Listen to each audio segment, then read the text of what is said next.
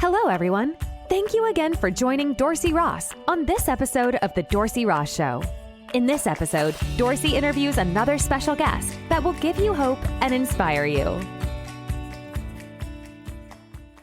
Hello, everyone. Thank you again for joining me in another episode of The Dorsey Ross Show.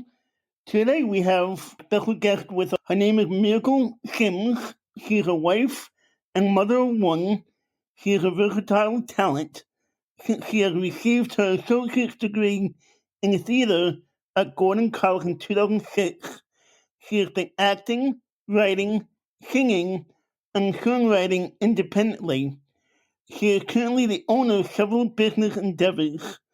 Miracle plays unwind, self-care, and ship spa. She is also a host and creator of the podcast and talk show God, Sex, and Love, and author of the Cultivation Period of Single Christian's Journey.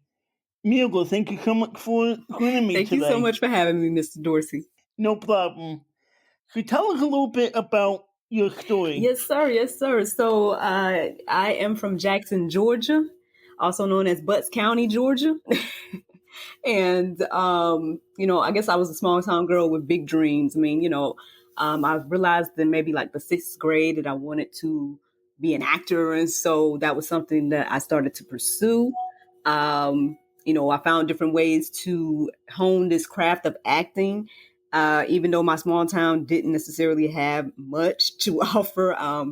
But I mean, I'm sure there was a lot of things that kind of built that bug in me. Like, for example, my mother would write plays and things like that, or she had me, being the narrator for this or that, or, instead of saying Happy Easter, everybody, right? I was saying poems for Easter and everything like that. So I'm sure it probably started there. But basically after high school, I went full force. And like you mentioned, went to college for theater. And then after that, I moved to Florida and I ended up working at Walt Disney World for about 5 years as, in entertainment there. And if I pause right there in that part of my life, I would say that's where I really, really started to, I guess, not only like find myself and my own voice and whatnot, but also build my relationship with God. Yes, I always knew about Jesus and everything like that because, my mother's an evangelist and it was instilled in me. But I would say that, during that time in my life, that was when I really started to focus and build the relationship for myself and not just, depending on my mother's prayer or anything else like that. And so throughout that time, I was single. I was Christian. I mean, obviously I'm Christian and I was single at that time. And I desire marriage. I desire love and to experience, what I saw or imagined to be, this beautiful side of life, and the thing was, it was kind of tough because I was dealing with a lot of different things. Growing up, how can I say, and try to make this long story short. Well, again, even people that grow up in the church, some of us still deal with things, and so one of the things that I was dealing with is, I guess I still don't have a better way to say it, but I guess I was dealing with being a horny Christian, for me to just be completely honest. And so, during that time of my life, my Florida days, I was trying to figure out like, okay, if I want marriage, if I want love, what I was doing around those times was like fooling around. So I wouldn't necessarily have sex, but I would, fool around and do other stuff. And it just was like, okay, well, what are you doing, Miracle? Like, at the end of the day, you want love, you want marriage, you want, the things that you feel that God has for you, but you're not living that way, right? You're doing things that aren't lining up with what you want. And so I want to say that is what led me back to God. Honestly, that's what led me to focus on building that relationship and focus on like the things that he was showing me in that season and at that time. And so since then, I started to, building my relationship, I started to focus and try to get, more Christian content and watch different things. And what I noticed about the things that I was seeing, or the different like conversations that I would watch and things like that, that people would only go so far with the conversation when it came to Christianity. Like, for example, if I go and watch a show about, and they're talking about sex and they're Christians, they're talking about it, I guess I couldn't fully relate because I'm over here horny or whatever, for example, and no one's talking about it. And I just was like, am I the only one? Like, no one else goes through this, And so that was kind of the beginning stages of my podcast and talk show that I have now called God, Sex, and Love. Because just looking for a place to, God, Sex, and Love, I feel like is a place where people, for Christians in particular, but everybody is welcome to come have conversations. But it is for Christians to come. Feel free to talk about God, sex, love, and everything in between. Because I feel like personally, and I can go on and on about this, so I'm going to try to pause after I say this, that I feel like as Christians, if the more that we're not having a conversation and being open and honest about it, and being real and relatable, then the world is gaining territory in that area, and we can see what that looks like all around us, from everything that people are experiencing today, things that people are battling on their own, and it just goes on and on. So what I hope that GSL does is just provide that space where people can go and listen to people be open and honest, so they can see that they're not the only one, and they can see that, even Christians, we still don't have it all together in certain areas and things as well. So, that's just a little bit. I try to make my long story short, Mr. Dorsey, but that's a little bit about me and how GSL came to be. Right. That's cool. What do you think is a topic that you have discussed on your podcast where, when you would go and look at other podcasts or other blogs and whatnot, that they wouldn't talk about that specific thing, but you have on your show? Mm-hmm. Well, okay, there's a few topics that come to my mind, but if I think particularly about what I was looking for back in the day as a single woman and what we have tackled thus far, I would say the conversation of what should I do as a Christian person when I'm horny, because again, I feel like these conversations are. I was constantly having a battle in my single days, because it was like, as a woman, I know that having a natural desire for a man, that isn't a sin. That isn't bad to have that desire. It's to act on those desires when it's not the right time. And so, so we did tackle that conversation, and we had, single people and married people, and we were all having a conversation. And so we tackled it from the married perspective as well as from the single perspective as well. Obviously, at different moments, there's different results or different parts of that conversation. And perhaps we could tackle it again, just dealing with the single people or just dealing with married. But that's one that is definitely one that I feel like had to be done once I kicked off this whole conversation on GSL. So that's one. In the very first episode of GSL, we talked about the importance of sex in marriage, because unfortunately there's this stigma, right? Or this little thing that people say that, once you get married, people don't have sex, and, or things fade or whatever the case is.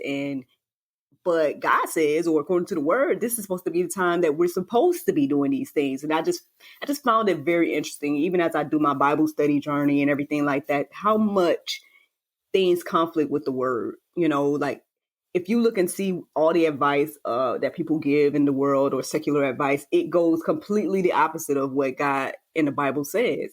And so, that's an important conversation as well that we've tackled. Right. And going back to the, when we're, as you said, horny, how do we deal, with those issues and with those desires? Because, like I think you even pointed out that, that's part of our human body, and that's part of, being who God created us to be, Well, for me, what I had to do was I had to focus on other things in that aspect. Like, there were some things I had to change about what I was doing at that time. For example, again, like back when I was fooling around, I had to cut out the fooling around. I knew I wanted marriage, and I'm not saying I'm perfect. Even after I did those things, then I stopped or whatever the case is, I can't say that I, maintained it to be like I lived a perfect life. There's some people that have not even kissed until they're married, and I commend those people. I think that's a beautiful thing. I'm like, wow, the restraint that takes to even do that is amazing to me. But for those that may not, they may be in my shoes, and we failed in certain areas, or maybe we've experienced certain things already, and we want those things, right? What I had to do was just focus on other things. So during that time, I was writing down my thoughts and different things that I was experiencing along the way. So that's one thing I did. And now it's a book. Now it's the cultivation period of a single Christian's journey, So that's one thing. I had to really be intentional about like stopping certain habits. And it got hard sometimes, and it was like, difficult and that battle within. But, sometimes I believe that we have more power than how can we say, than we sometimes act. Like some people really, they'll be like, oh, I can't change, or I can't do this, I can't do that. It's like, no, sometimes it's just as simple as making the decision to do it and then doing it. Yeah, it'll be hard, right? And I can say that, yeah, my experience, it was hard to take control over myself in that aspect. But it's not that I can't do it. It's, do you have the will to do it? Are you going to stick to what you said you're going to do? And are you going to be faithful? And for me, I called it being faithful in the small things. And I felt like the more I did that, that's what got me to the place where I'm at now. And yeah, that's what I would encourage everybody to do. Take charge. God has given us all that power to do that. And so, yes, you do have the power to do it. It's up to you to do it. Mm-hmm. Right. Yeah, I don't think when I find, a girlfriend, I don't think I'll have the ability to wait until marriage to kick her either. I mean, and I understand. I totally understand, and especially when you feel like you're in a relationship, and yeah, that's one thing that I slipped up on as well, where it was like, once I felt like, for a while I was single and just by myself, and that was the thing. I was like, okay, I'm just single. I'm single.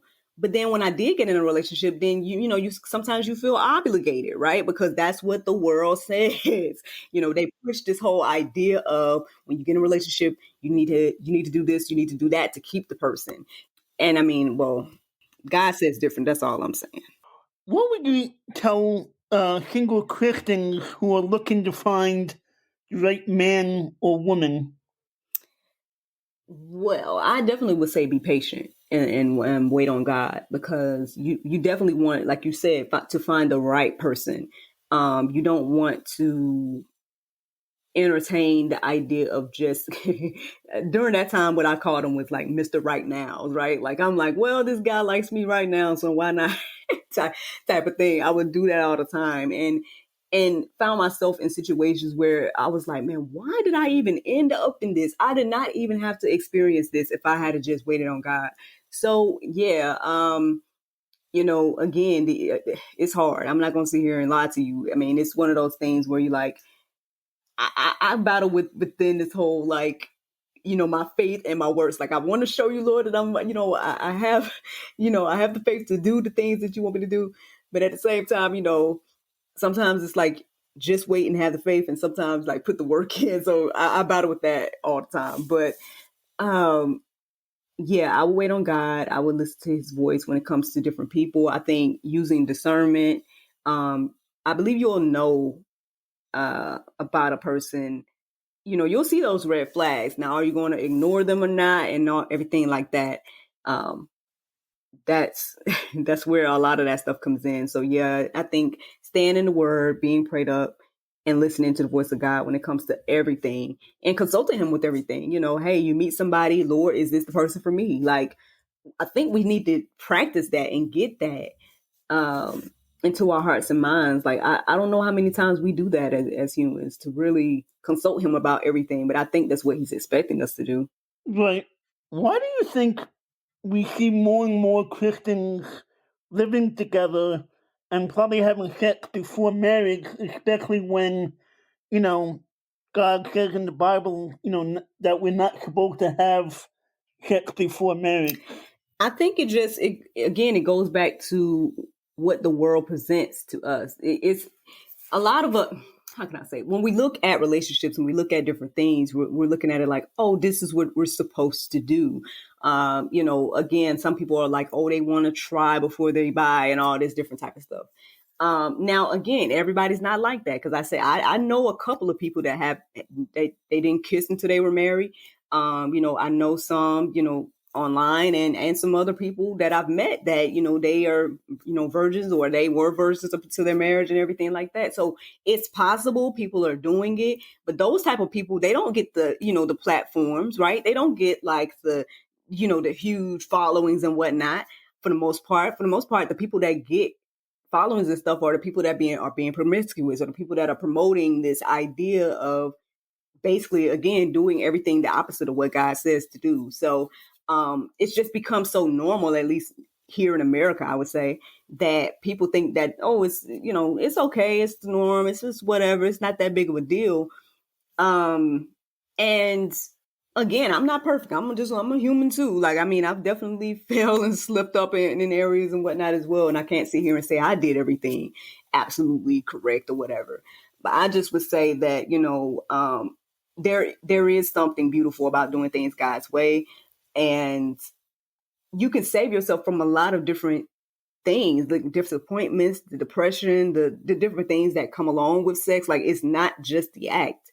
There's definitely more involved when you're doing that. And so, a lot of the things that we see, broken homes, all kinds of things where, people are dealing with, like they call it baby mama drama or baby daddy drama, all these different stuff when, if you did things God's way, you would have been with your husband when you had your child versus, what we see. And so I think when you look at the bigger picture of everything, then you're able to see, okay, well, let me do it God's way because he's going to bless it, versus we get out here and just do things our own way and then hope that God blesses it. And yeah, all things can work together for the good of those that love God. But it does say as well that, everything isn't beneficial for us to do. So, yeah. Right. And I think sometimes, we don't hear, from the church or from,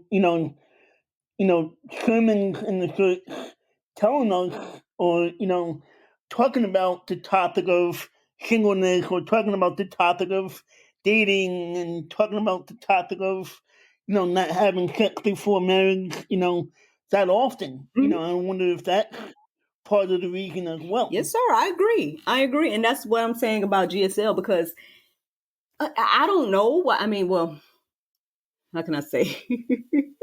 On one hand, I mean, the enemy is just gaining territory. That's the reason why at the end of the day. But yeah, I do believe that people in these leadership positions, pastors and people, they need to tackle these subjects. I've only seen a few ministries that really, give that biblical perspective, the truth and love and whatnot. Like, and some people still, even though they may say the truth and love, they still don't.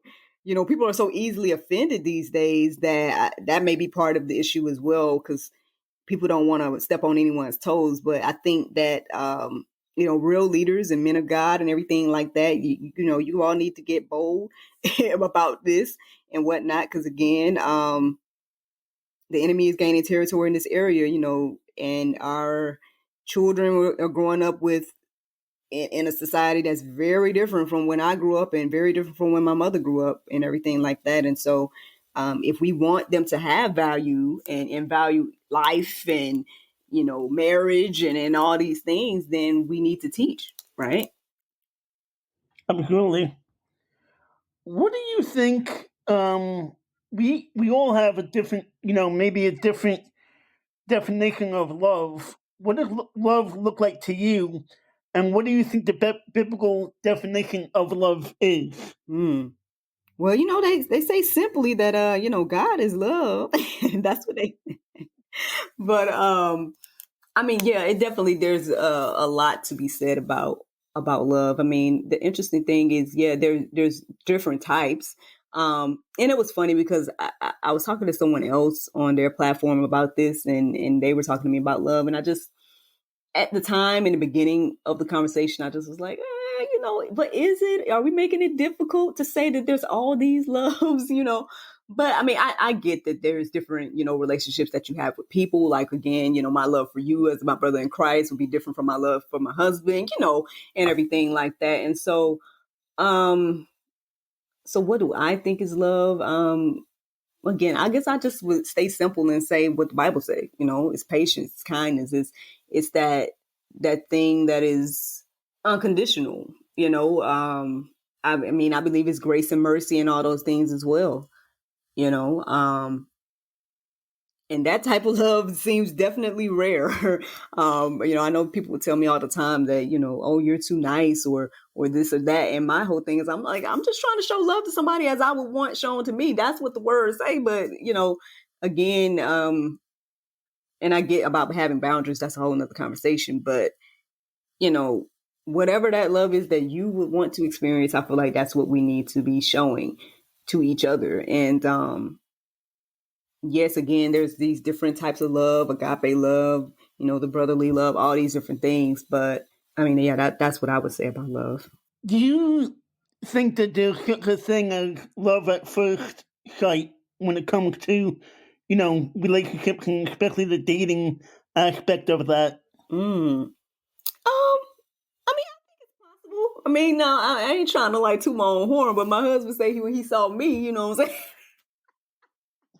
It was interesting because I guess I stood out to him that day. All I remember is I saw him, he was talking to someone and I just saw the figures of people, but I guess he really saw me that day. I don't know. But yeah, some people say they do experience that where they, meet someone and they know. So I wouldn't say that they, I think it's possible. No, go ahead. No, well, I just was going to say like whether now it's that deep thing that's going to keep you all, in relationship. Now that's a whole nother conversation, but I think the initial attraction or initial like that peaking of interest, or maybe even God telling you when you meet someone that, hey, look into this or whatever the case is. If you have that strong relationship, then yeah, I think it's possible. Right. And I think, it goes back to, is it actual love or is it just, hey, I think he's attractive or I think he's good looking. Let me try to go and see, what could happen. Right. Yeah, definitely. I think that type of thing definitely stems from the initial attraction or initial like, physical aspect, but yeah, there's definitely something deeper there. I mean, you definitely would need to explore to see if there's something there versus just going straight off of that, Mm-hmm. Right. There's a lot of different ways of people dating. There's even courtship that people talk about. If someone was to ask you, what is the best way to date, what would your answer be? The best way to date. I mean, here's me. I think dating with a purpose is probably the best way to date. Like, if for example, that you don't want to, or you can see yourself long term with someone, then I don't think wasting that person's time is beneficial. Like, I think you'll know probably after the first few dates or the first few conversations whether or not it'll be long term or be something where you feel like you can, move forward. I feel like a lot of times people play games in that area. They're like, they'll keep either string people along or whatever the case is. Just be open and honest. I mean, I think again, you can say the truth in love, after the first few dates. If you don't see that going anywhere, then be honest with that person and let that person move on, and you can move on and find whatever it is that, you feel that you need, whatever, or maybe that person didn't have or whatever like that. So I think being intentional about, dating, I think people that date should be dating with the intention to get married. In my opinion, like, I mean, because any other thing is just a friendship, right? It's just like, oh, you can have friends and whatnot. That's fine if you guys just want to go out and just be friends, and that's cool. But if people are looking for marriage and then, but they're dealing with somebody that doesn't want marriage, they don't value marriage or whatever the case is, then again, that's a waste of time. That can lead to hurt, unnecessarily and different things like that. So communication is key, and dating with the purpose, I feel like, is key. Absolutely. We see marriages ending, a lot now. And before people get into marriage, what do you think is the foundation for them to do to have a long lasting marriage? I mean, well, aside from God, of course, I mean, I believe that God has to be in it in order for it to truly flourish. But like I just said, communication is key as well. Like if you feel like at the end of the day that you can't talk to your spouse, then that's a huge red flag. And that's something that you should be able to see early on in the dating aspect. I could think back on boyfriends or things that, or relationships that there was just no communication. Like as much as I tried to express myself, the person just never understood me. So I can't imagine where I would be if I was still in that relationship, or if we had have gotten married, or any of those things. You know, for the most part, I do, feel like I have great communication with my husband, and, I can go to him with anything, and he can come to me with anything. And it's not a situation where, there's a battle there, so yeah, I would definitely say, having that communication is huge. That's like, and I feel like, some of the relationships that end, either they're not communicating whatever their desires are, or whatever their I can't think of the word in the moment, but I just think, people aren't communicating, and then they're just taking what they call the easy way out, and because they feel like that, because again, divorce is this thing where it's just like, oh, people just do it, and because people don't value marriage. That's what I feel like that boils down to. They just think people literally say these days that, oh, it's just a piece of paper, and it's like, okay, but it's definitely more than that. And I think, Right. Yeah, I'm 44. I'll be 45. A little over a week, and I'm still single. And tell my friends, and I tell him all the time I want to get married, and then he's telling me, about all these people he knows, and even some people that I know that are, either divorced or getting divorced. He's like, "You sure you want to get married?" oh man, well, that's discouraging, man. Like, oh Right? goodness. And well, like I told you before, Mr. Dorsey, I feel like if it's on your heart and mind to be married, then I feel like that's what God wants for you. And so I just would say prepare, that's what I would say for people that feel as if, hey, I would like to be married one day, or I can see myself, being a husband or a wife or things like that, then yeah, start preparing for that. You may get the naysayers, right? And people that, again, that if they don't value marriage, or if they think little of it, then yeah, you'll get those naysayers and things like that. But you have to just kind of push through with what, God is showing you about your life. Don't let people, speak things over your life that, God didn't confirm. Yeah, and my friend supports me 100%, but I think he wants to protect me at the Yeah, same time, from getting hurt, and from possibly getting a divorce at some point. God right. forbid. No, I understand, and I mean, no disrespect to you or your friend, your friend in particular or anything like that. It's just I just want to make sure we encourage people that, because again, I mean, we can get in our own heads about it too. I mean, I'm sure you maybe, I mean, I can't speak for you, but I know for me, you know, when I was single, I was like doubting as well. I would have in my heart and mind, like, I want to be married. I want to, these different things. But then when I didn't see, the man in my mind around me, or if I didn't, I was nowhere near it in those years, those years ago, I was nowhere near being married at that time. And it was discouraging.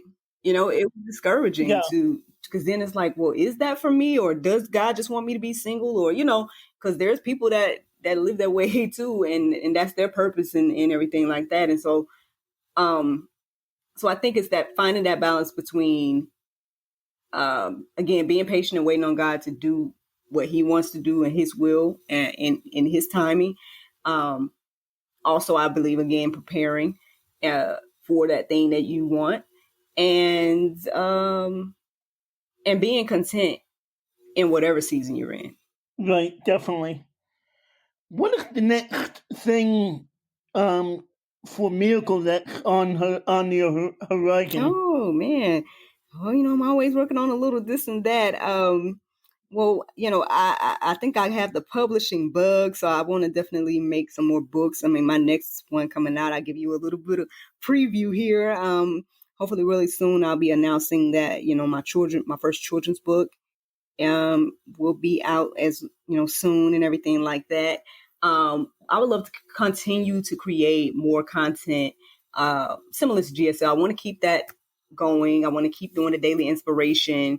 I want to keep doing the weekly talk show, but I would love to venture into creating movies and other content like that. So y'all can be praying for me, and if y'all want to support in any aspect, you guys can do that as well.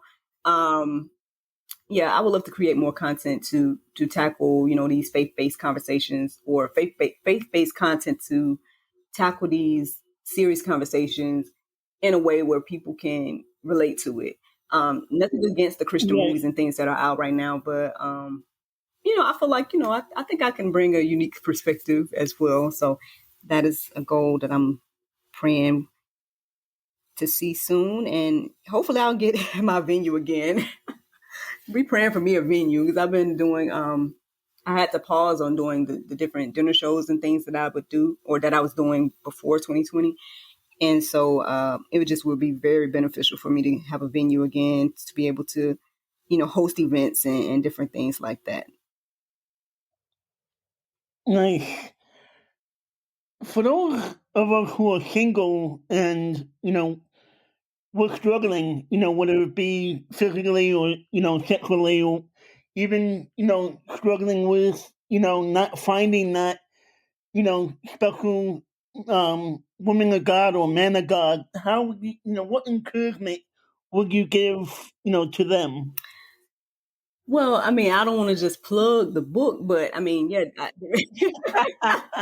I mean, but that is one reason I'm sharing my testimony and sharing my story in the cultivation period, a single Christian journey, to help people in that same boat that I was in, because it was difficult, and I hope that by seeing and hearing my testimony and reading it, that they'll see, okay, I'm not alone.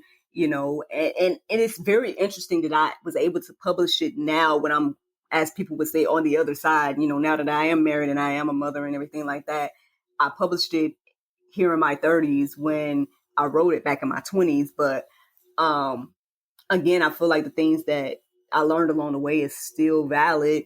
And so that will be the ultimate thing that I feel like people could do. I also feel like building that relationship with God, you and God yourself.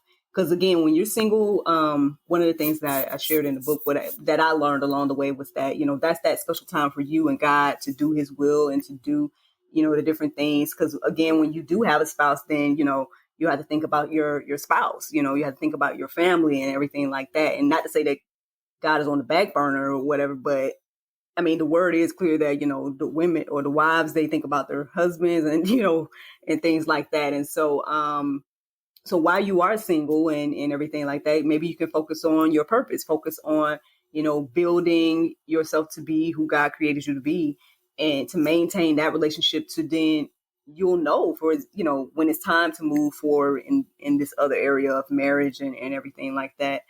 Beyond my content, I mean, there are other, there's groups. I feel like, getting a mentor, people that you can Bible believing people that can hold you accountable to live the godly lifestyle and everything like that would be good. I know my mother has a nonprofit organization called Inspirational Outreach, and she's really trying her best to create a space where everybody can come in and come amongst each other. Because again, I believe that fellowship is very important. That's why we're supposed to be fellowshipping as Christians and coming together as the body of Christ. But then I feel like these life groups and different things like that can be good and beneficial for us as well.